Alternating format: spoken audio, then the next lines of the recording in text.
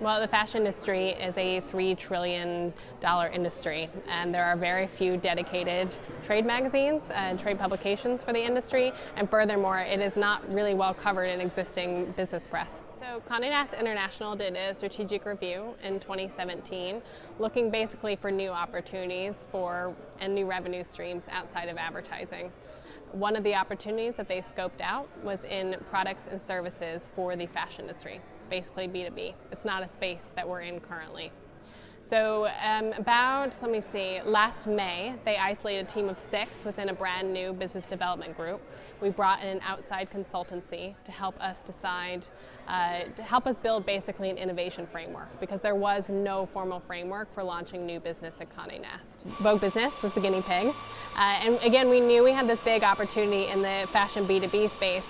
What we didn't know is that we could create a product that was differentiated and valuable enough.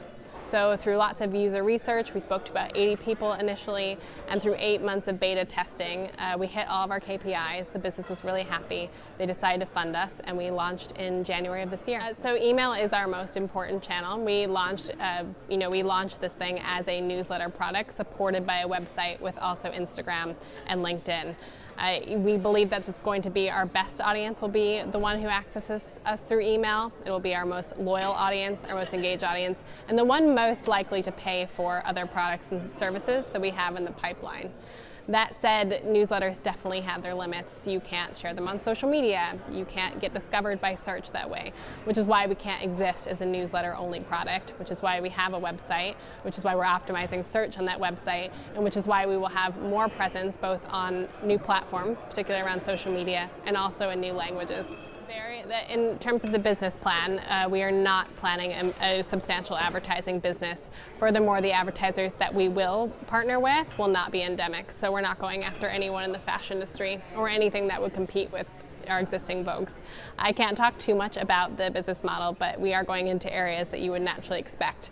How do we help people find their next job? How do we help companies find the best talent? Membership, events, subscriptions, those are all things that we're looking at. Really, our first step is working with all of our Vogues to get them to start leveraging, to give us insights about their markets, which we can then leverage in a B2B context. We're not in every market that we want to cover, though. A couple weeks ago, we did a story on the luxury opportunity in the Philippines. So we're also supplementing, of course, with freelance contributors. Right. Well, the 2 things that readers have really asked for is to help them gain a global understanding of the fashion industry. So right now, it's about making sure that our coverage isn't too Western focused, for example, which is really natural when you have a team based in London.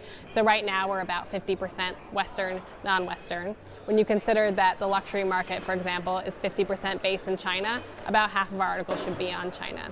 Secondly, the second thing that we're most often asked for is stories about technology. Stories about fashion, artificial intelligence do best for us in terms of a total audience and loyalty perspective. Our readers also really want to understand about the role of technology in stores. So those are 2 initial areas of focus. We've just hired a data editor, we've just hired a sustainability editor, again, based on feedback that we've had from readers.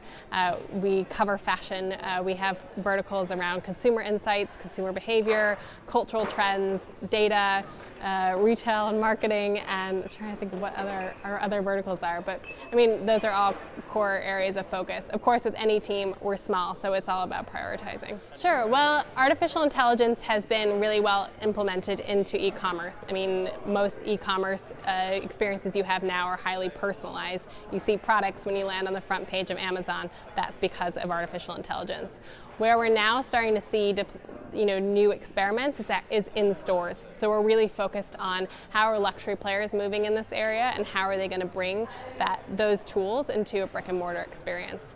The last thing I would say I'm really interested in artificial intelligence is its role in sustainability. So can you use predictive analytics to help understand and predict how much consumers want so you can create less and ultimately create less waste?